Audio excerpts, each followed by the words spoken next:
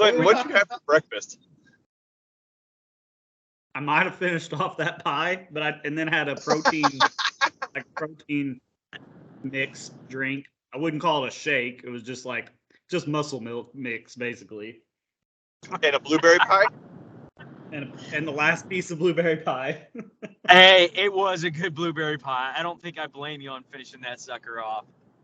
It is good. Man, I'm so mad. I wanted a slice of pie so bad. Why didn't you ask for one? I'd give you one. Oh, you weren't there. Well, no, I had to bail. We had all the kids, and the child was unnapped, and it was we had to get in the car and head home.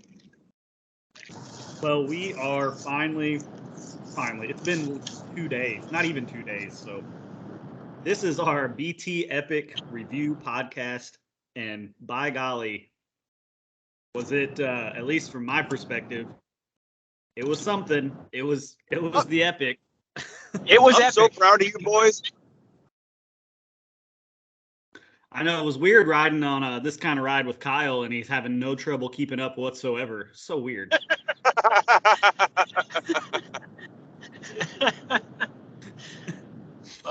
it what was you do. epic. Just ride 40 before I catch it. I can keep up all day. Well, so this year's epic, folks listening, if you remember a year ago, this one's extra special because Ryan, about a year ago, decided he wanted to put some extra sizzle on this year's epic. Now, I'm not going to say yet what happened. Some of you probably know. I've been trying to keep it a secret, but Ryan, I don't remember. I should have went back and listened, but I believe it was last year. You said that if I did the epic again, because I think I was on the fence about doing it, that if I stayed within an hour of your time, that you would pay my entry fee. Yes. Was that what it was originally? I think it started as that, but then it turned into whoever won, right? Yeah, it evolved because Ryan got so hurt. here's how it went. Well, hang on. So Clinton did the race, right? And I think it opened his eyes to how gnarly XC races can be, right? Like he had done some big hitters, local short 10-mile XC races, and kind of maybe made light of it in some instances. And so he went and did it last year and suffered, right? And he realized, like, okay, these dudes are gnarly. So I was kind of like, being the guy that's done a lot of XC in the past, was like, kind of threw something out at him that, hey, if you'll do it next year, I'll beat you by an hour or I'll pay your entry fee. Now, that was back when it was like you were doing it on your 50-pound enduro bike, right? and hey, but a bet's a bet. So I didn't it is what it is. And like he was going to do it on his enduro bike. And then I was like going to be able to train for 6-8 months. And then I had some injuries, but that's not Clinton's fault. So it is what it is. So the bet did then evolve to like, all right, just like a kind of a straight up, if he beats me, I'll pay his entry fee kind of bet. So yeah. Anyway, and I think it eventually it turned into a reciprocated bet, though, right? Like Clinton, weren't you going to pay his entry fee if he beat you? I might that have was offered never that. said. I don't know. Oh no, okay. I assumed that we had gotten to the point where whoever won, the other guy pays the entry fee. Well, the thing was, Ryan kept getting hurt, and I was like, okay, we're getting to a point where it's just not fair. If a guy hasn't ridden in years because of injuries, that's where I was kind of like, I'm definitely going to be within an hour, regardless of the bike. But then I got the Izzo, a couple weeks ago, and I think that was what kind of sealed it on. This is between Ryan's injuries earlier this year and then me getting it's still not a XC bike, but it's a lot compared to my enduro bike. It is. Yeah. And it became just a heads up bet, but don't say what happened yet, Ryan. So okay, I won't say what happened, but I will say, Clinton, like early this year, like you were starting to put in more riding than you've ever ridden. Like yes, I could tell, like you weren't gonna just show up to this race. You were gonna try and not suffer, and like you were putting in effort. And I was like, okay, like and then I got hurt. I had my carpal tunnel surgery, and then I got hurt and had had 3 surgeries early this year. Like I didn't touch a bicycle till from I think it was the end of November till July 1st of this year was the first I touched a bicycle. Yeah, it was crazy. Oh crap! Like, Oh no, Ryan's cell service is. Hey, Clint, turn your camera off and see if it'll help the bandwidth at all. Yeah, I'll try that. I do like looking at you, but not that much. Of course you do. I think it's just a matter of cell service. So I'll take over here. So what I want to do with this, and when Ryan gets back in, I'll fill him in where we're at. I want to kind of just take everyone through the race. Now we only have about 40 minutes to do this, so don't worry. It's not going to be a 6 hour long podcast. But if you've never raced the Epic, I want to kind of bring to life what the experience is like and sort of what was going on with me and Ryan from start to finish. Because spoiler alert, what I was thinking was one of us was just going to blow the other one out, and it wasn't even going to be close. I didn't know which way that was going to go, if that was going to be me leaving Ryan in the dust or Ryan leaving me in the dust. But it didn't turn out that way at all.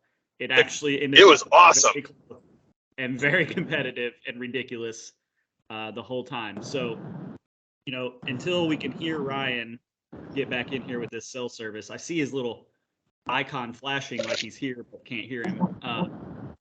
I'm just gonna walk you guys through from the start of the race. You guys hear me? Now we can hear you, Ryan. You've been gone for a while, but I kind of took over. And I'm at the beginning of the race. So Ryan and I went off in wave 2. Hey, hang on. You guys.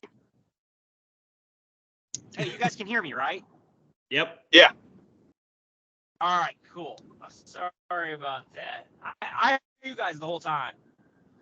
Oh, you could? Okay, we couldn't hear you until just now. Great audio, everybody. This is a great podcast. It's pretty okay. Yeah, it's pretty okay. So Ryan and I take off with wave 2, and the first about 3 to 3.5 miles of this ride is just a climb up a gravel road, basically. And I got right behind Ryan, like I said I was going to. But even on the climb, he started yarding me a little bit for sure. And I was faced with a choice immediately: either try and go with him or just keep him in sight. And my body was saying, don't try to go with him. So I basically kept him in sight. And once the road got flat and turned downhill, my body weight and extra momentum, just because I had kept him close enough, was enough to let me coast right back up to the back of him. So, we headed down the gravel road, nothing too dramatic's going on. And then we get into the woods. And right off the bat in the woods is a downhill descent.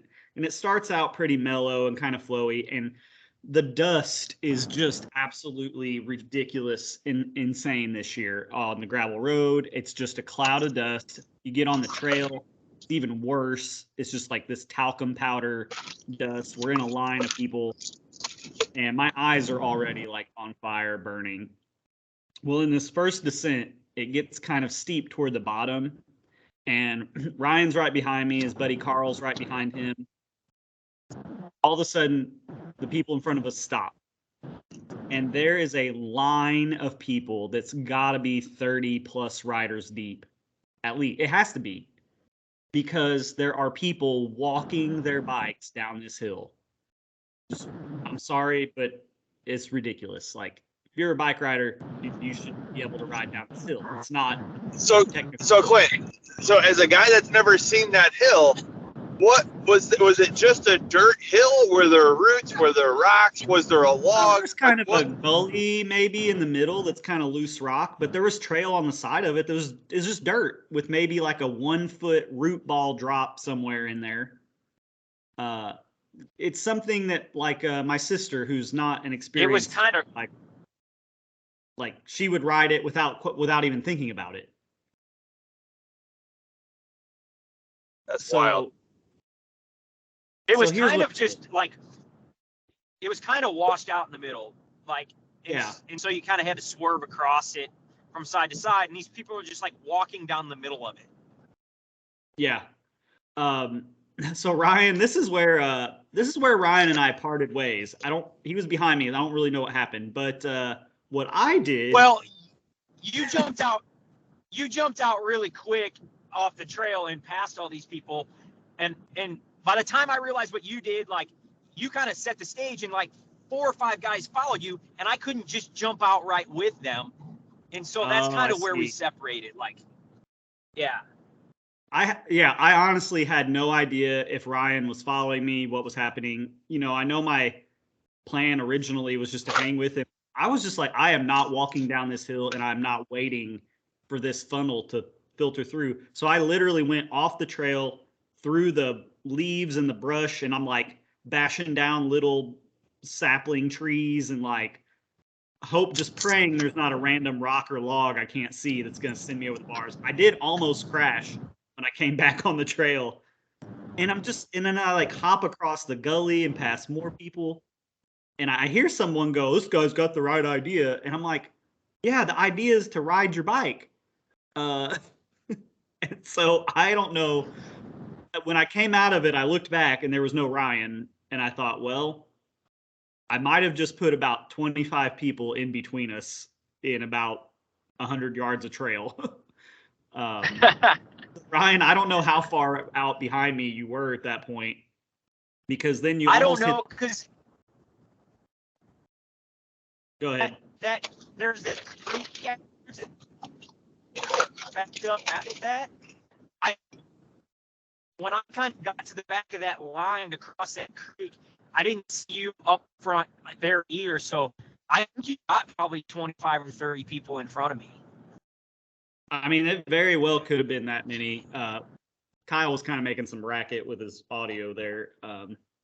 You cut out for a second, but I think we got the gist. Well, after this downhill, you go across a flat bottom for a little bit, and then you come to probably the steepest climb of the whole race, where it's another bottleneck of people pushing their bikes up the hill. Now, I rode past quite a few on the loose left-hand side, because this is something that really aggravates me, is the people who are walking in the good line up this hill. It's kind of double track wide. Are you serious? Yeah, one side's packed dirt. They weren't just like, if you're not pedaling, you should be off the main trail. No. They're pushing their bike up the. No, nice they were right up the main line. Yeah, right up the main line.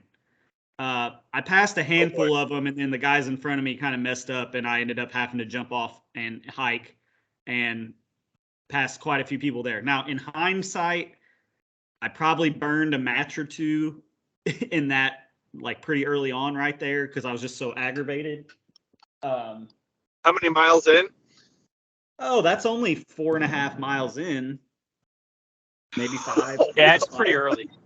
It's really early, but I was just so aggravated with these people pushing their bikes up the main line in a cross-country race, mind you, that I went pretty hard right there, just out of anger, I think. But then after that, man, I had no idea where Ryan was. You know, that's mile 4.5, 5. Never saw Ryan again until Berryman Campground at mile 22. Although I don't know if you had this same issue, Ryan, but you know, I was so stoked coming up to Brazil Creek, the hill that you come down to the campground. It's a long descent, because I had clear trail in front of me, and I was like, oh, I'm gonna fly. As soon as my speed picked up, I could not see, because my eyes already were so irritated from the dust that cold air, even with my glasses, you know, they're not like goggles. They don't totally block the wind. That cold air. So I was going to comment. My eyeballs, I couldn't see. I had to slow down. So, Clinton, you got to get the right eyewear. Your fancy, fun cool guy glasses killed you there. Got to There's get the nothing ones that to- wrap around. Got to get the ones that wrap around. I had no problems with dust or the cold. Dadgummit. No, Okay, it's well, true, Clint. let's Like learn. I ride it. I've got a pair of like aerodynamic Tifosis, and then I also have a pair of Holbrooks. And they're like Holbrooks are just like normal like cool guy sunglasses, and I wear the cool guy sunglasses a lot because they're cool guy sunglasses. But the like semi aerodynamic Tifosis, like having the correct shape is a totally different experience for eyewear. Well, lesson Yeah. learned, and I will be correcting that in the future because it was awful. Like I couldn't see. It was terrible. And this problem really didn't go away till after the break at Berryman. So Ryan, this is where so my perception of how I was riding after Brazil Creek to Berryman was I wasn't riding too fast. No. A little bit So, before Berryman, I think- kind of felt the leg twitch, like a cramp coming on, and I was just sitting thinking, okay, I'm gonna know how this is gonna go, depending on how far behind Ryan is. Because I was like, I'm gonna be at Berryman long enough. He's gonna show up before I leave again. And looking at the times, like I gotta say, when you rolled into Berryman Campground, I was disappointed because you were a lot closer than I thought you were gonna be. I couldn't believe Well, how close together you guys were. Because like I showed up to Berryman, me and Connor got out of the car and just barely made it down the trail, like to like where the race was. I was only there maybe 5 minutes before Klint rolled up, and I couldn't believe how close you guys were together at that point, 20 miles in. So, and I said this on the pre-pod. My whole strategy was conserve till Berryman. And when you kind of took off on me down that hill, Clinton, I had a second where I was like, I got to stay with Clinton. But then I was like, nope, stick to the plan. And so I kind of stuck to the plan. And when I pulled in and Kyle's like, Clinton's only been here like a minute or so, I was like, oh, sweet. So I was like, and I was feeling pretty good. I was starting to get like a little twinge in the leg, but it wasn't bad. I was managing it just fine. And so I was like, I just need to scarf some food, refill a water bottle, and I'm good. So I was kind of pumped. And at first you're like, hey, I'm going to pee. Will you wait for me? I was almost like, no, I ain't waiting, dude. And I was like, no. But I'll tell you, I was like, I ain't going to win like that. So I kind of stuck there, and you came back, and I'm like, all right, dude, let's go. And I think I even said to you, I'm like, gloves are off, dude, let's go. You did. And you did say that. We took off out of Berryman, and I was feeling good, man. I just ate. My cramp was gone, like no sign of my cramp. And I've known from years past doing the 100, like after Berryman, I can roll. Like even on the climbs, I can push those climbs pretty good. Like just kind of that terrain there for a little bit coming out of Berryman helps me. And I was pushing hard. And I told myself when we took off, I go, I'm going to try and break Clinton right now. Yeah, and you did. I was pushing hard. I was pushing harder than I wanted to. I will tell you that. And it took you a couple miles. I mean, there at first, out of Berryman, I was like, all right, I'm gonna let Ryan go first and just see what happens here. And we had a decent pace going for a while. And then I will say this, Ryan, even right from the start, when you ride, like just the way you hold your body and your body position, you always look like you're trying really hard. Always. Like even on the gravel climb at the beginning, I'm watching you and like I'm keeping up with you, but to me it looks like you should be going twice as fast because you just look so aggressive. I don't know what it is. I'm real active on the bike too, so I don't know. Like I've tried to change that and maybe be a more efficient rider. Like worked with guys who are really good riders, and it's just me. It's the way I ride. Like I don't think I can change it. I think maybe fitness would help. Better fitness would help with that, but yeah. So I was working hard. Yeah. Well, you yarded me, and I was just like, I had already had my second pickle juice at Berryman Campground, and I was like, if I go in these moments where I have to power down, like put the power down to keep up with him, I'm not going to make it another 30 miles. Like I'm not going to make it. It's not going to work. And so you were gone. I would say we were probably maybe 4 miles out of Berryman Campground. There's a section of downhill where there's just all these kind of switchback curves along a exposed hillside. It's really neat, really smooth. It's not high speed, but basically just before that area is where you kind of got out of sight. And So you you want to hear stayed out of something sight. funny? I saw you on a switchback. You were a couple, you were quite a bit of elevation above my head. Not too far before Whiskey Ridge. I caught a glimpse of you, but I was just like, I even stopped on the last climb, kind of before you get to the Whiskey Ridge area, to take off my long sleeve thermal shirt I had on because I was starting to get warm. But I was just like, well, I guess this is it. Like, Ryan, it's over. But I was, I just kept telling myself there's always a chance, tortoise in the hare. I was the hare at first. Now I'm the tortoise. Maybe. So it was funny. At one point, Clinton, I think we were about 8 miles out of Berryman, and I kept hearing the tires behind me, right? And I thought it was you. I said to the guy, I go, "Hey, buddy, you still there?" And the guy didn't say anything. And I said, "Buddy, you okay?" And he spoke up, and it wasn't a familiar voice. He goes, "Are you talking to me?" And I was like, "Oh, you're not my buddy." I go, "What happened to the dude in the STL Appraisals jersey?" And he goes, "Oh, we lost him like 4 miles ago." I'm like, "Oh, sweet."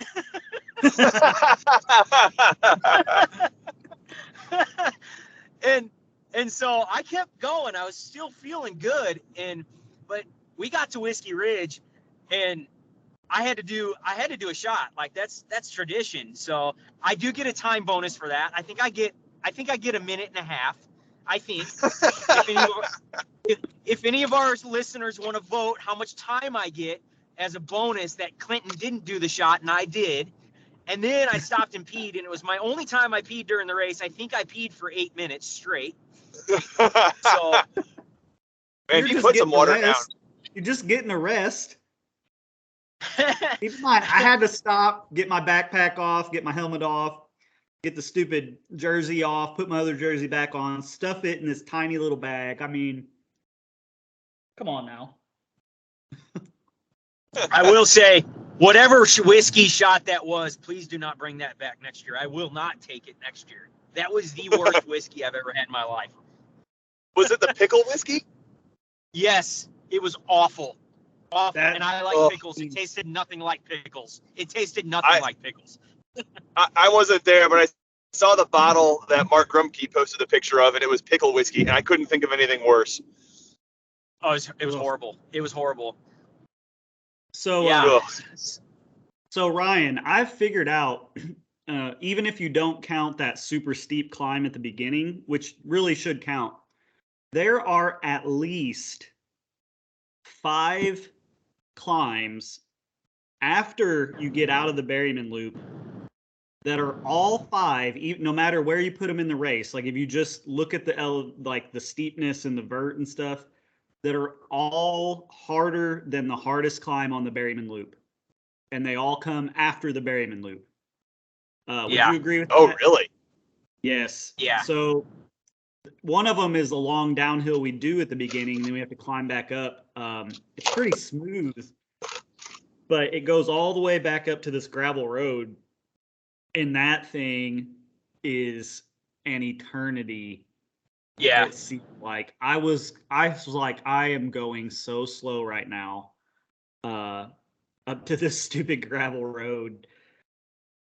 I had people passing me left and right. I'm fiddling with my shock. Do I lock it out? Okay, I locked it out, but that actually doesn't feel that good. Like that stupid climb goes on. I don't know even what you call it. What does it have a name? Yeah, Is that a segment? I don't know that one. I know which one you're talking about. That one, yeah, that's an eternity. So a funny story is, remember when we were just taking off on the gravel at the start, and I think you said something, and you called my name, and my buddy Todd who I didn't know was racing it. I haven't talked to him much in years, but he's a motorcycle industry rep, and he's got a distinct voice. He said that Ryan Brown guy ain't gonna do nothing or something like that. And I look over while we're doing the gravel in the beginning, and it's him. So anyway, after Whiskey Ridge, we ended up coming together, and so we rode for quite a while. And him and I were doing that climb, and he was suffering bad with some cramps.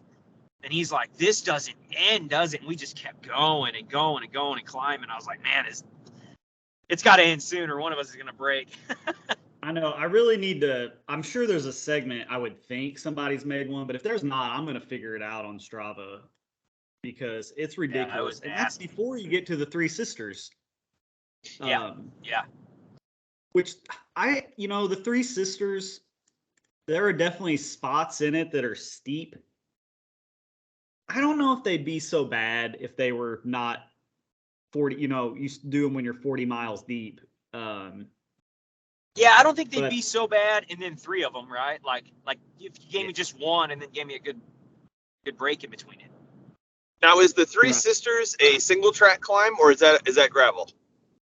Oh yeah, it's single track. It's literally the last 3 up, down, up, down, up, down. You do, and as soon as you come down the last one, Kyle, you come into Bass Campground again. Okay, so you guys were coming down the last one when I caught you. Yeah, you literally come down that hill and pop out of the woods. Okay. So, there are. Ryan, did you do any walking on the Three Sisters? I mean, the only times I walked was like there was one switchback that was real gnarly, and the people in front of me were kind of. I was gonna walk that spot anyway, but I didn't walk significant sections. It was more just like, okay, I walked this obstacle. I'm just looking for a good spot to get back on the bike. Oh, did we lose him again? After pushing the track. Did I lose you? You did for a second there. So I was just asking if you did any walking on the Three Sisters. Yeah. So I when I got into the Three Sisters, I was pretty smoked from trying to break from you, and yeah, I had to walk quite a bit on the Sisters. Okay. You know what? I think I caught a glimpse of you ahead of me on maybe the last sister, up above me, because I thought I heard your voice, but there was another guy with red momentum gear on, and same bike as you, same color fork, that I kept getting confused. And I thought for a second, was that Ryan? That might have been Ryan. But I was a couple switchbacks below, so I couldn't tell for sure. I don't know. And then something magical happened. I'm riding through Bass Campground. I'm all alone. I finally see my wife and kids. They're hanging out with Kyle's wife and kids, Lauren. And I just wave at them and I keep going. And they don't say nothing. And then I get on the road that goes by Bass, starting to come back into the campground. I'm looking up ahead and I see a red momentum kit and an Epic Evo, but I've seen this before and it wasn't Ryan. But there's this guy in an orange momentum jersey riding next to him. I'm like, who's wearing orange? And then I'm like, is that Kyle? Is that Ryan? Oh my gosh, that's Ryan. I have caught back up to him. I can't believe this is happening. Here we are coming into the last 10-mile stretch, and Ryan is right there hanging out with Kyle. And here I come riding up, and I'm just like, oh my gosh, this is not going to be enjoyable in the slightest for the next 10 miles. And it was so funny too, Klint, because I'm riding with Ryan and he's riding with his buddy Todd. He's like, "Hey, Kyle, go back and get Klint. I'm gonna finish up with Todd." He's like, "Go loop back for Klint." And so I'm riding, and I just moments before you saw us and caught up, I about bailed off the trail and looped all the way back around and tried to catch you back where the girls were and the families were. So I'm so glad you caught us when we did, because otherwise I'd have been back there waiting for you for the whole rest of the day. Yeah, well, I got close enough to be 100% sure it was you guys, and then I gave you my best. I don't know if it's the fat kid from the Goonies or I was really channeling. I was really channeling Ralphie's little brother from A Christmas Story, but I'm back there, and you guys haven't turned around and seen me yet, and I'm just like, guys, come on, guys, wait for me. I couldn't believe that. That was awesome. And yeah, that's hey, when I guys, was sorry. like, yeah, Ryan's back. Don't worry, Ryan. We're talking about the moment when I caught up with you and Kyle, and how I knew right then that there was not going to be anything fun about the last 10 miles of this race. Like, Dude, I'm not gonna lie. Like, at that point, and I even saw Kyle, and he's like, "Where's your boy?" I'm like, "I broke his ass." And you come, man. I was cocky and all, and I'll admit it. And then I hear your voice, and I'm like, "No!" Because I thought I had you, and then I'm like, "Oh, this last 8 miles is gonna suck." so, so at the corner of Bass by the entrance, my truck was parked there, and I heard you say something about an aid station. I'm like, okay, good. Ryan's got to stop. I've got to stop. I got to get my blast water bottle. Blah blah blah. So I grabbed. I'm not gonna lie. I'm not gonna lie. Hey, hang on. I'm not gonna lie, because you had to turn right into Bass to go to your truck, and the course went left with the aid station, and I'm like, do I pass the aid station and screw him right now? and I'm like, but I won't win like that. So I'm like, all right, if he's stopping, I do need some water. I'm gonna fill one more bottle. But I got ready and I took off, and I thought you were still at your truck. And then we got to the asphalt, and you were right ahead of me. No, that was on purpose. After I got my water bottle for my truck and stuff and rode by, because at first I couldn't see you at the aid station because there were kind of people in the way, and I'm like, oh crap, he's already gone. And then as I rode by, I caught a glimpse of you, and I thought about yelling something, and then I was just like, nope, I am gonna get as much distance on him as I can before he's gone. You did me dirty like that? I waited for you to pee, and I didn't keep going when you went to your truck, and you did me dirty like that? Oh, buddy, it's on now. I thought you were right behind me. I mean, I was like, how long could he take? He's just filling up a water bottle, right? I gotta be honest. I didn't see Ryan. I didn't see Ryan at the aid station at all. I'm pulling Klint up that climb, and I thought Ryan was ahead of us the whole time. Well, then you did something stupid, Ryan. Then you did something. I agree. Stupid. I agree. Tell them what you did. Well, why don't you tell the listeners? Because from your point of view, it's probably comical. From mine, it's stupidity.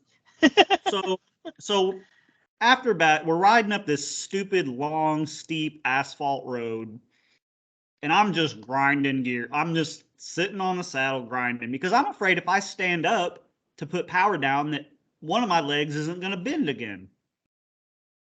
So, which this is funny because Kyle is just full of energy, he right then, which is funny to me because we rode at Berryman a few weeks ago, and I'm just leaving him, on everything. And now he's like getting his revenge. He's yelling at, come on, Klint, come on, get up this hill, stand up, put power. I'm like, if I just yelled no, I was like, no. If I do this, my legs might not come back if they lock out. So, we probably had, how much distance we have on your ride? 100, 200 yards maybe? I don't think it was that much. It wasn't and that that was much. On flat ground. It wasn't like I was like sprinting away.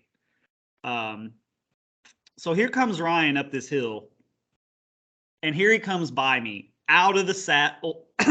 Out of the saddle, like putting the power down, going to catch Kyle, going by me. Come on, Klint, come on. And I'm just like, no. I was trying to tempt you. To stand up, man. And you know what? I did stand up a few times just to see what my legs would do, and they didn't cramp. So I was like, okay, they're still there. Like, if I really need them, But I was like, I know, like, there's a lot of racing left. Like, this asphalt road right here is not gonna decide what happens. So And see, not doing the race, I didn't realize after the asphalt we turn on that gravel road. I didn't realize how far down that gravel road we still went. I thought it was really quick, and then we turned left into the figure eight. no, and that's where I screwed like up. At least 2 miles or more of gravel road. It's miserable. Yeah, I didn't realize that. And that killed me right there, because I got on that gravel, and after pushing up that asphalt like that, my legs were done.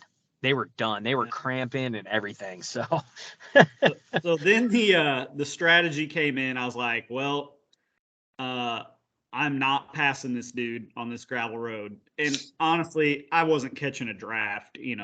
There's not enough. We weren't going fast enough to do that. But I'm like, no, I'm at least going to stay behind him and make it seem like it's all I could do to stay behind you. But to my surprise, I was keeping up with you on that gravel road, like, pretty comfortably. I was done. Yeah. And I was like, this is a good sign. Like, okay. And then I swear I was thinking this the whole time. I'm like calculating it in my head. I'm like, okay, when I see the arrows to get back in the woods, which there was a false alarm at one point. I thought we were there. We weren't. And I almost played my hand out too early. I was like, if I can get in front of him into the single track, it's a long downhill, I know. If I could get like a 50-yard gap down this hill, just send it, that might be enough, because the way my legs were feeling, and I was pretty sure your legs were feeling the same way, I was like, he's not going to be able to punch by me through the brush without completely blowing up. No. Like, so even if he's faster, the additional effort it would take to pass me would be enough that, like, he would immediately have leg cramps. I mean, listen, my legs are cramping right now talking about it. So yes, you're right. Well, so I'm literally sitting in my truck massaging my leg. So I see the air. I see, like, okay, we're finally about to turn into the woods, and I'm just like, just a little before that, I'd reach down, flip my shock to open, and I'm just like, this is it, Klint. Like, this is for the race right here. And I took off for the woods, but to my surprise, like, you didn't challenge me. I kind of at least thought you to, like, try to get around the outside before it got narrow or something. I was just like, okay, like. Well, so, and you remember I kept asking, like, when do we go in the woods? And yeah, you weren't being a friend there either. Well, because wait. To be fair, I needed to flip my shock exactly where, because there was one point I thought we were there and we weren't, and I was like, oh crap. So I needed to flip my shocks back open, and I didn't know where we were, and all of a sudden you took off to go to, and I was like, crap. And by the time I reached down and flipped my shocks, you were gone. And we went down that fast downhill, and I'm not gonna lie, that was a blast. Like, Kyle was behind me. We were all three just flying down that hill. Dude, you guys were cooking. That was on pace with a quick pace for me, anyways. Like, being 55 miles in at that point, I couldn't believe you guys still had the upper body strength to keep it under control at that pace, to be honest. Oh, I was sending, like, I was on those stupid cross-country tires and stuff. I was just like, please, Lord, don't let me die right here, because I really, really, really want to beat this man, and I am letting it hang out down this stupid hill. You got, both you guys were. That was a blast. I was in the same boat. I was probably going faster than I should have been, but I was letting her eat. Oh, I mean, and I was thinking about, I was like, okay, Ryan can ride this fast, but with his history of enduro injuries and whatnot, he probably won't push it. If I could just, like, I should be able to get a gap just because of that alone, blah, blah, blah. I was a little disappointed with how close you were at the bottom of that hill. I thought I would get a bigger gap than that. When you took off, I went with you. Like, I wasn't, but I, not gonna lie, I probably should not have been going that fast. Glad I made it, but I was like, got to the bottom, like, wow, that was That was a rush I haven't had in a while, but it's probably one I don't need for a while either. Yeah. No, that was a blast chasing you guys down that, man. That was a lot of fun chasing you guys down that hill. You guys were cooking. Well, then we have to start this next climb, and this is like, I don't know, the fourth or fifth or third hardest, longest, stupid climb of the whole race, I swear. It was terrible. And I was getting, so the leg cramps I'd been fighting up till that point in the race were like on the outside of my legs on both sides, kind of to the outer part of my quads. Going up that climb, Ryan, like my dead center quads up into my hip flexors were like so tight and pumped. And I'm just sitting there going like, oh my gosh, I can't do it. They're going to lock up any second. So here's what's weird. Like yours switched to a different part of your leg. Mine, I had not battled my hamstrings at all. And all of a sudden my hamstrings were locking up. Like Kyle will tell you, I'm standing there with my left hand on the bar and my right hand trying to grab my bottle, just chugging. And then I had to switch bottle because I went through a whole bottle.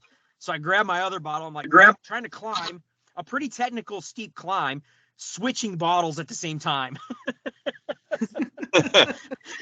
I was just like, I mean, all my thought, I had it in my granny gear, my easiest gear. And it was just like, okay, I'm just going to keep the pedals moving until if my body literally can't move them anymore, then it's over. Yeah. And somehow I made it to the top. And once I made it to the top and we had a little bit of a downhill, I was able to stand up and my legs didn't lock and they were able to recover quite a bit. And I wasn't ever that close to, I wasn't that on the edge of a cramp from that point forward once we made it to the top of that hill. But, oh man, I was coming up on people and like passing them and just like, if I caught someone and they were holding me up at all, I'm like, hey, can I pass you up here? Like, I was just thinking with every person, like, put someone between me and Ryan, put another person between me and Ryan, put another person between. I mean, it was like, it was. No, you did it, man. Because like we're chasing, and like all of a sudden I can't see you anymore, and like we're coming around corners, like, oh, Clint's got to be right there, and like I couldn't believe how much distance you put in there.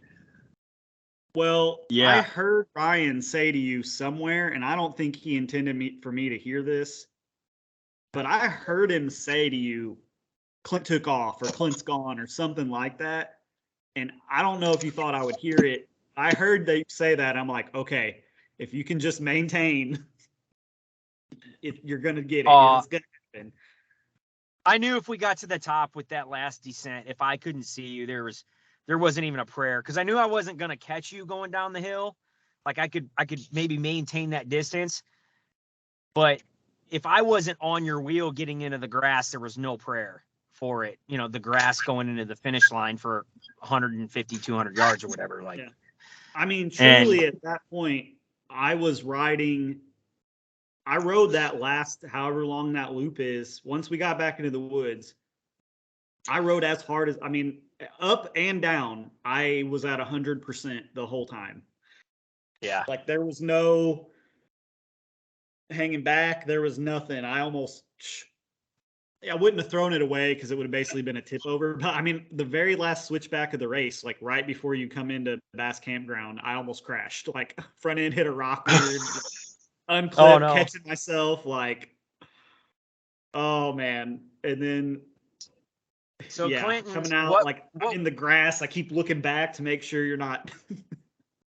I saw you, but I saw you in the grass, but you were, it was way ahead. Like it was like, I knew it was not something I could make up, like 300, 400 yards to the finish line or whatever. I'm like, I see him, but he's 300, 400 yards ahead of me, And so, man, like after 52 miles and 6+ hours on the bike for us to be that close and battle it out, like, even though I lost, it was pretty fun. Like, I'm not going to lie. Like,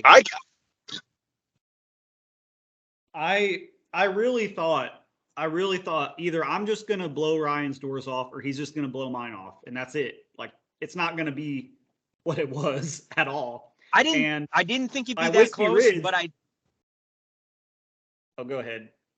I was just going to say, I didn't think you'd be that close, but I didn't think it'd be like, I knew I wasn't going to beat you by an hour or you beat me by an hour. Like I thought we'd be within probably 15, 20 minutes of each other. But man, to come in, if you want, tell the listeners where you finished, and then I'll tell them where I finished. Because I mean, I think we were in the same minute, were we not? You were a minute 17 behind me. So I was 6 hours, 18 minutes and 40 seconds. You were 6 hours, 19 minutes and 57 seconds. So a 77. That's unreal. Okay. So we raced for, 6 times 60 is 360 plus 18 is 378. No, 18 minutes times 60. Hang on. Hang on.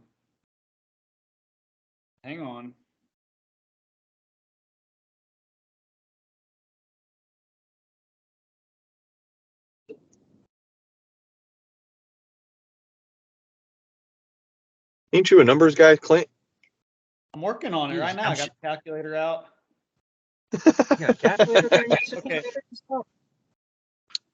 So it looks to me, Ryan, like I raced a bike, if I did my math right, for 22,720 seconds. All right? Because you have 60 seconds in a minute, 60 minutes in an hour. Then I did 6 of those, plus another 18 times 60, plus another 40 seconds. So 22,720 seconds. If you do 77 divided by 22,720, that is 0.003389. It's a third of a percent difference. No, that's incredible. No, it's less than that. It's less than that. It's like 3/100ths of 1%. I mean, that's nothing compared to you were 3/100ths of a percent slower than me at the end. Oh, isn't that crazy? Something like that. I mean, what's crazy? So I was looking at some stats. So hey, the top finisher is he did 3 hours and 58 minutes. You guys still there? Did I lose you? I'm here. So P1 was 358. Yep, sub 4. Wow. Yep. What were you gonna say, Ryan? So I know won last year. I know Kyle's got to get off here in like 2 minutes. 2 minutes. So there is a matter of business I got to take care of, and we can keep talking, Clinton, if you want. But I want to do this while Kyle's on here. And I don't remember the exact amount, but what was the entry fee? Was it 120? I don't remember what it was. Let's look at the old bike reg real quick. Now, to be fair, guys, I offered to say, Ryan, maybe we can figure out some other something to give you a chance, double or nothing. And he refused. He was like, nope. I'm a man of my word. So let's see what it was. I can't even remember. Let's just see here on the old bike reg. How much was that? Registration's closed. I don't remember. It was like 100, 105, 100. I don't know.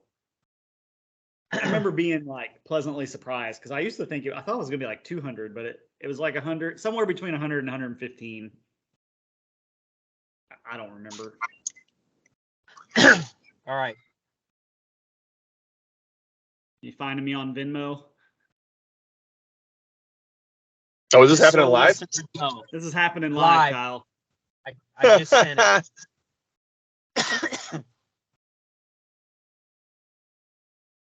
Let's make sure, So Kyle, since you have to go, I want to hear some whatever closing thoughts you have to get out before you have to get off of here. So I had a blast. Like you guys made it really fun for me because I was able to catch you at all the spots I wanted to without having to wait or wonder. I was able to catch you at Berryman, and then catch you both at Bass and then ride with both of you for, I mean, like, can you believe that how long we've been doing this podcast? I think that's the first time in our friendship that the three of us have ever been on the same trail at the same time. And that seems weird to me that it took the BT Epic somehow for all of us to ride together.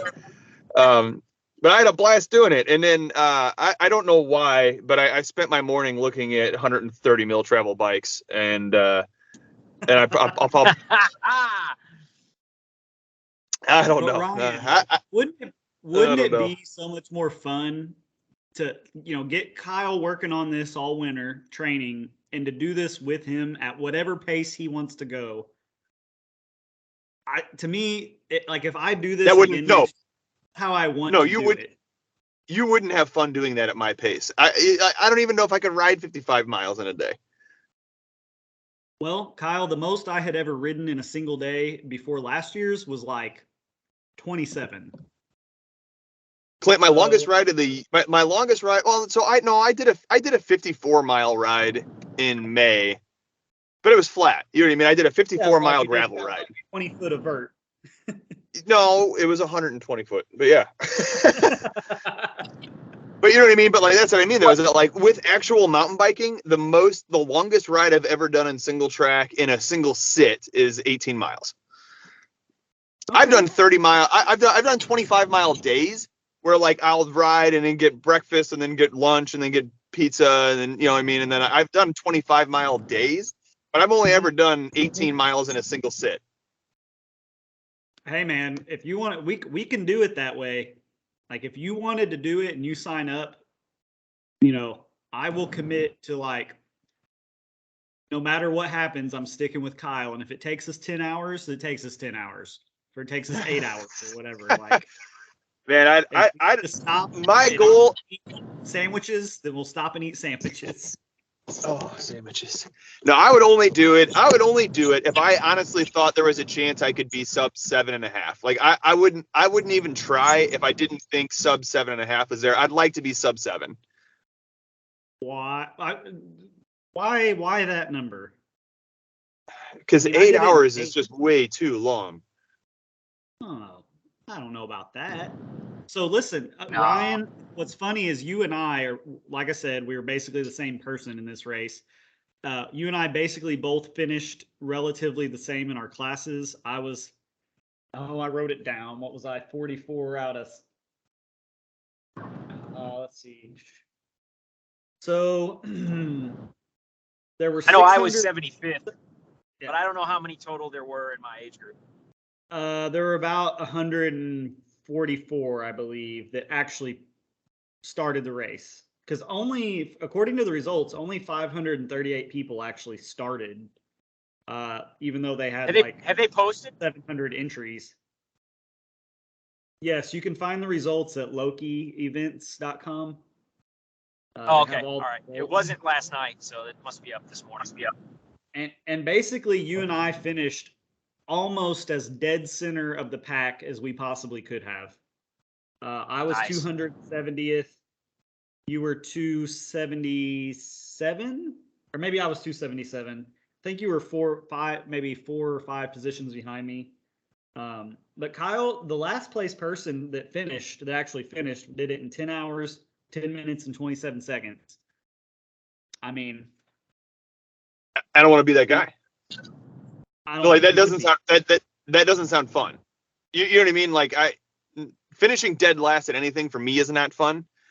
But like you guys, I don't know if you understand like how hard it is for me to put on fitness. Like, it's mostly just endurance. Like I have my entire life have only ever been a sprinter. So like I ran track and field for 6 years of my life, 4 of them on varsity high school.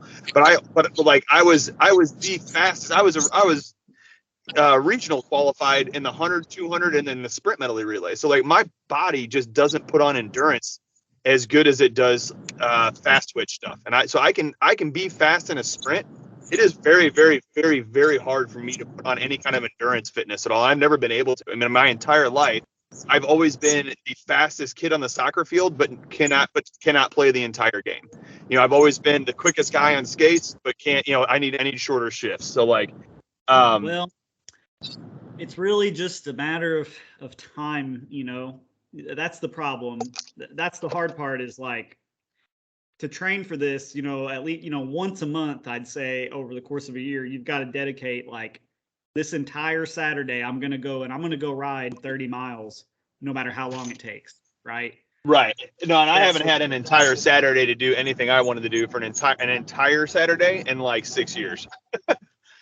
But, you know, you can make it, you know, Ryan, imagine if we hike a biked most of the Three Sisters and some other climbs that are kind of tough, you know, you'd save a lot of quad by doing that. Yeah, it's slow, but it's not that much slower, man. I mean, I saw people walking in front of me where I was riding, and I was really not catching them. All right, boys. Hey, I love you both. I'm so proud of both of you guys, but I have got to jump off. Please continue this without me, though. All right, we'll finish up without We you. will. All right, Later, cheers, buddy. boys. Thank you. See ya. Brian, we got to get our fans to pressure that man. So I will say I just had a blast and I'm super impressed with the event overall, the organization.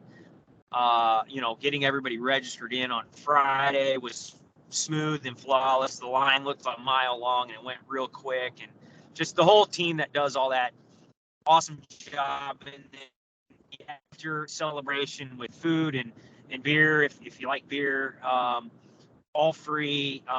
Shoot, I even went to the barbecue stand, got myself a barbecue, and I'm like, hey, can I pay for a plate for my wife? And they're like, no, she's free. I'm like, how cool is that? You know, like, and I talked to a couple of people, same deal. Like, they just wanted everybody to come and be involved and celebrate. And that's what happened. The giveaways, I mean, good gosh. Kuat racks, I don't know how much they gave away, but Missouri company, if you don't have a Kuat rack, you need to get one. Support those guys, local company. They were there in full force, having a good time, giving away product. There was a dozen or 15 kids BMX bikes given away, helmets and gear, and just the swag, and the awards were cool. The band, the fire, just a good time everybody having. So I just was impressed, and makes me want to do it again next year, but it makes me want to get new people to do it. So if I can't get Kyle, I already got a commitment. My dad said he's doing it. So all you 60-plus guys better watch out, because he will kick all our butts. He's retiring the first of the year, so he's going to have plenty of time to train, and y'all better watch out if you're over 60. My buddy Ben, he said he's in. My good buddy, one of my best friends growing up, Adam, lives in Dallas now. He said he's in. So, like, I just want to get more people to do it, because honestly, as hard a race to do is, the accomplishment is fun, but the atmosphere in general, just the mountain bike community. I realized what I've missed for about 6-7 years, you know, not racing cross country. You know, that final roll into Bass is just something that's just cool in and of itself. So I had a blast, and kudos to the whole BT Epic crew and staff that put that on every year. It does an awesome job. So it really is an awesome event. You know, really the biggest issue with this year's race was not the promoter's fault at all. It was just the weather. You know, we hadn't had rain in so long, and just the dust fest. But what are some things? I only have 3 things that I would change that are all doable. Like, I don't know, they might sound like too much of a pain in the butt. I don't really think they are. I've got 3 things that if I could wave a magic wand, I would say, hey, do these 3 things. I think it'll be even better. Do you have anything you would change just from an event point of view? Oh, for like, not me personally, like from a racing standpoint, but for the event. Yeah.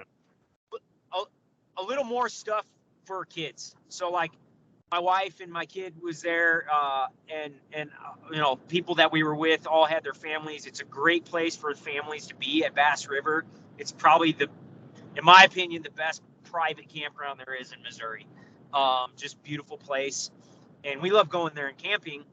So maybe some stuff throughout the race that, you know, I know it takes people, but stuff for the kids to do. It's fall, so, you know, we brought our own pumpkins, but maybe a pumpkin painting or carving contest during the day for the kids that are there hanging out, you know, or Strider bike race, you know. don't think you need to get too in the weeds because NICA's a different organization for the teenage kids, but for the little kids, just something to do during the day, I think would be awesome.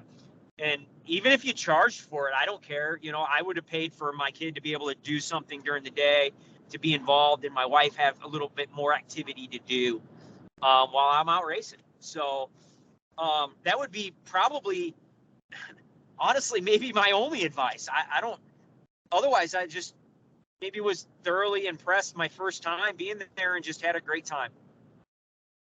Okay, so I've got 3.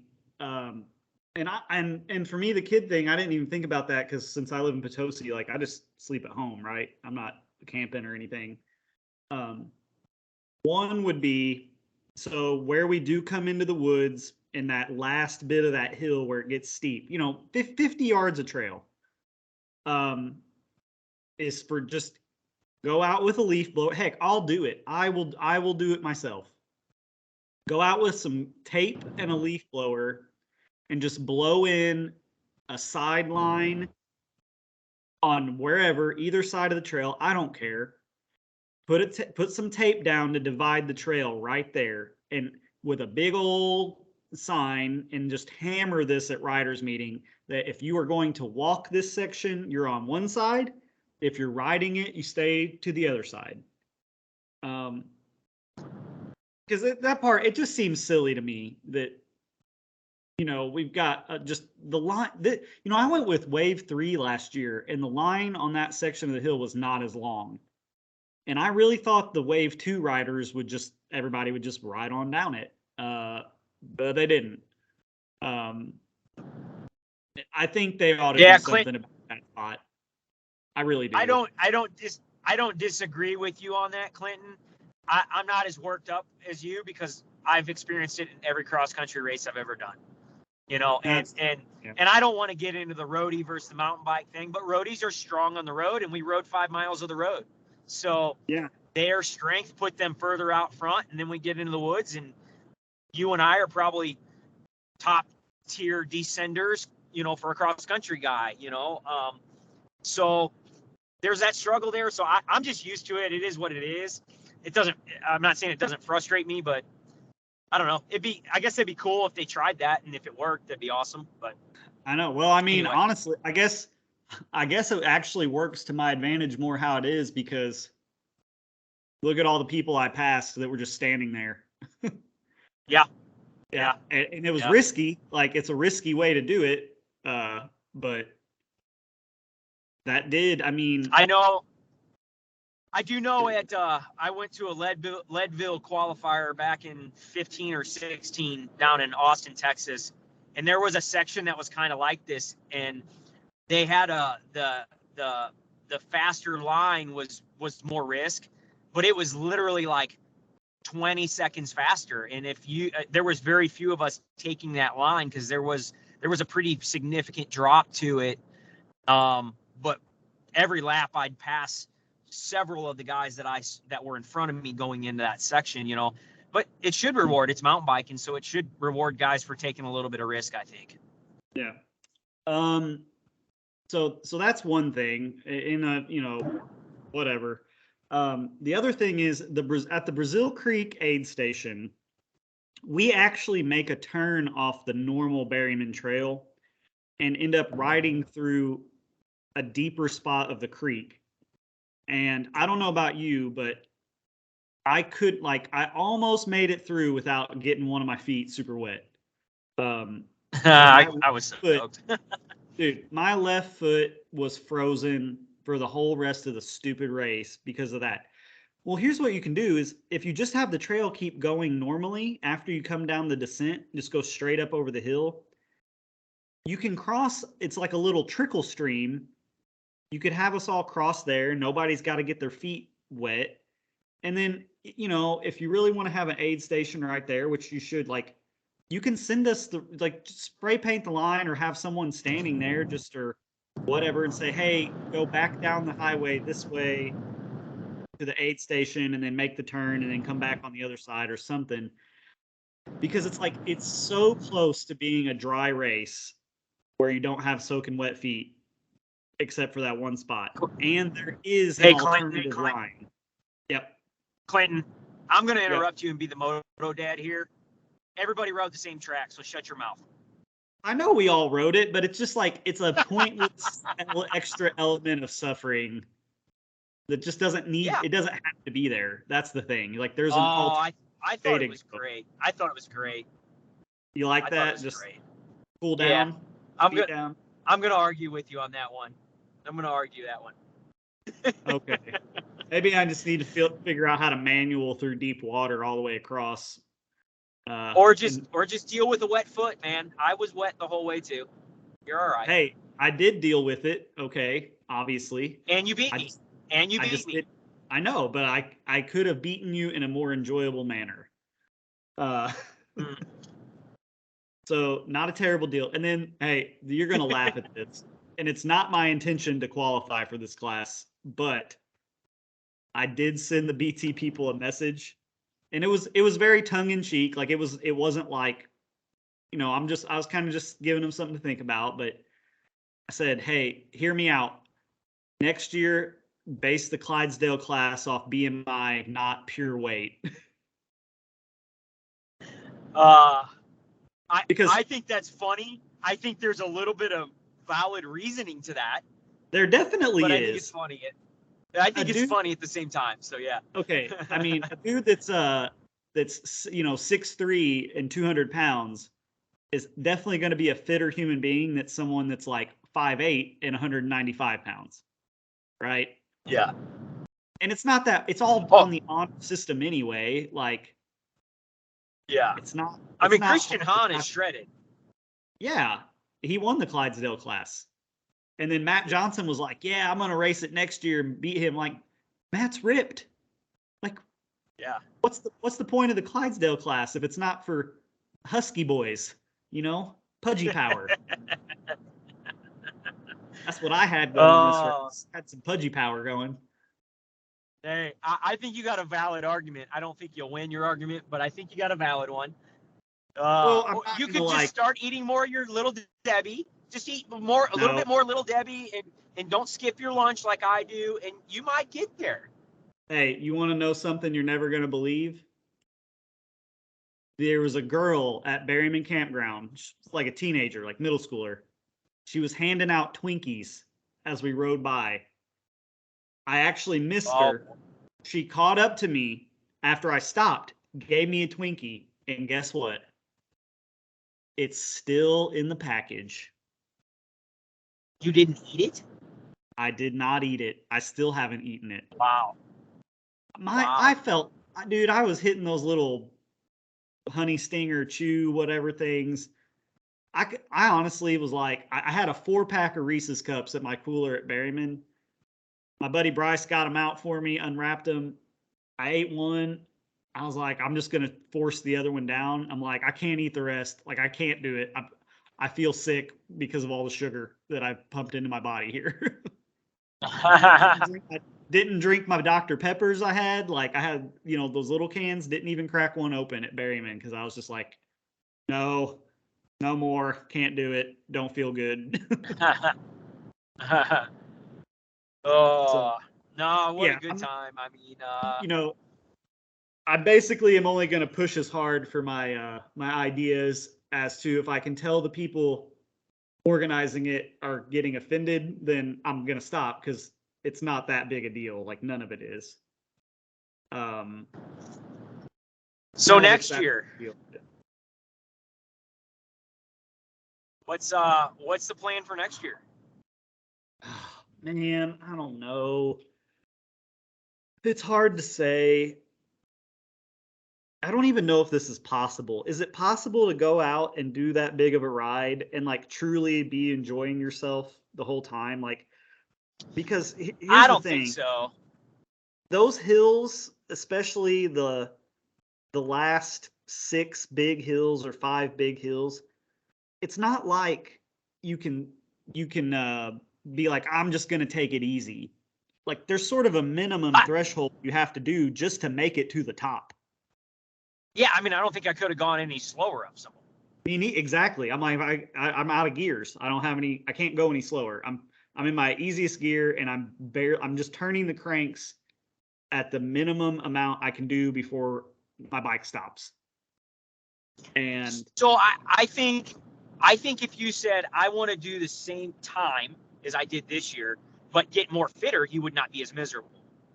But the problem is you get more fitter as you work yourself into better shape. You go, maybe I can do it in 5:45, right? Right. It's just a competitor in you. So like, I don't know. I'm already looking at it like I got a lot of the old friends and people that did a great job this year. A lot of the momentum guys and stuff, and they were 5:45 or 5:30, and I'm like, man, I'd love to be able to do it in 5:30. Like I think I could do it. I didn't start riding until July this year. I probably didn't even put in the rides I needed to leading up. So even if you feel like you're going just as hard and suffering like you were, but you get done 30 minutes faster, hey, that's 30 minutes less time of suffering, right? Yeah. Like I also know a little bit of less time. A little bit of better planning on my end, and I could probably hit the aid stations shorter. Like I could probably shave off 5 to 10 from the aid stations. Yeah. And I planned not to use them, only to actually, I planned to refill some stuff at Berryman Campground, and then drop my backpack and grab a bottle at my truck. But I did not use the Brazil Creek or the other aid stations. Like, see, I used every one. I stopped, but I was only running bottles. I wasn't running a Camelback. Right.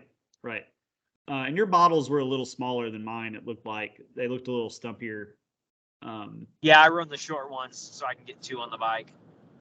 But I ran a bottle on the bike and in a hip pack to start, and that got me all the way to Berryman. And then I dropped the bottles at Berryman and grabbed my backpack that basically had the equivalent of 2.5 bottles, the bladder. And that got me all the way back to Bass. And then I just grabbed one bottle at my truck, ditched the backpack, and I was through that bottle before we I might have drank all that before we got off the gravel road, but I might have had a little left that crazy long climb that we were. I think I still had some then, and I was like finishing it, trying to make these leg cramps go away. Yeah. So. Well, it was fun, my friend. Yeah, it was. And I think, I can definitely suffer less if I just get out and do some more bigger rides before the time comes, which was my intention this year. But dude, my training a couple weeks before got all messed up with flat tires and stuff. And I'm out there planning on riding 35, 40 miles. I end up doing 15. Yeah. And I never got in that big ride. My biggest ride was 30 miles, but 17 of it was gravel road. So it wasn't, I feel like I had a plan to be more prepared, but it just kind of got derailed by equipment. But oh well, I mean, I'm happy. I thought 6:30 was kind of my hopeful goal. I really didn't know where I was at. And so to beat that by 11 minutes and 20 seconds or whatever, like I'm very happy with that. And you were I did 7 hours. Like you're way off. I was thinking I'd have been about 7 hours. So no, I was happy with my result, given the lack of training and all. I was happy with it for sure. Knowing I could, if I wanted to, could be better. So it was just a good time. Yeah. Until next year. Yeah, and I would love to hear from some people. If you want to share your experience, shoot us an email at okstmtb@gmail.com. Leave Facebook messages on our Facebook page, what have you. and we can talk about it next chance we get on one of our podcasts. So yeah, and if you haven't done BT Epic, take my word for it and give it a shot. Like, you can do it. It's fun. It's rewarding when you finish, and it's a great time. So if you're a listener, consider it. I think you'd enjoy it. So yeah, maybe get your feet wet with. We used to have the Battle of Berryman. That race hasn't been around for a couple years now, but you can find a 25-mile or so race to sort of get your feet wet. It might kind of open your eyes, and if you've never done one, you'll finish it and you'll think that was stupid. I'm never doing that again. But give it a couple days later, you'll be ready for the next one. yeah, if you like to challenge yourself, like, it's the ultimate challenge. You won't find a race that climbs like that. That's that technical, all encompassed into one race. It's got a little bit of everything, and but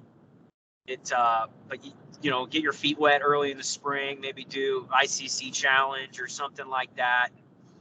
Get your feet wet doing a mountain bike race, but no, like, challenge yourself. There's epic stuff out there to be done, and BT's definitely it. So, well, what blows my mind is there's people that do 100-mile races like this. Those people are crazy. I thought you used to be one. Yeah. That just, I can't even imagine. It's funny. It's funny, hindsight, looking back, going, goodness, what was I thinking after finishing this? I have, if they brought that race back, there's no way I'd even consider doing it. So, I mean, you can do the one-eyed dog every September has a 100-mile option. Nope. It's like, I cannot imagine finishing the epic and be like, well, you're pretty much halfway there. Yeah. Go do it again. Yeah. Are you insane? I can't walk. I'm done. All right. Well, appreciate you coming on, Ryan. Yeah, we'll catch you next time. Well, good stuff, guys. Yep.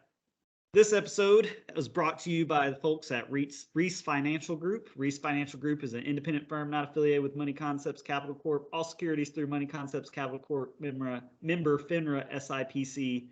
And folks, mountain biking is expensive. And if you want to keep doing it well into time with your grandkids, give us a call, 573-747-4272, or email me at ksylvia@moneyconcepts.com. And we can come up with a plan. And I know you're watching the news right now and everything seems crazy, but the advantage of working with a financial planner is we have strategies for that. And we have ways to work with and around that depending on what your goals are. So that's it for this episode. Thanks for listening.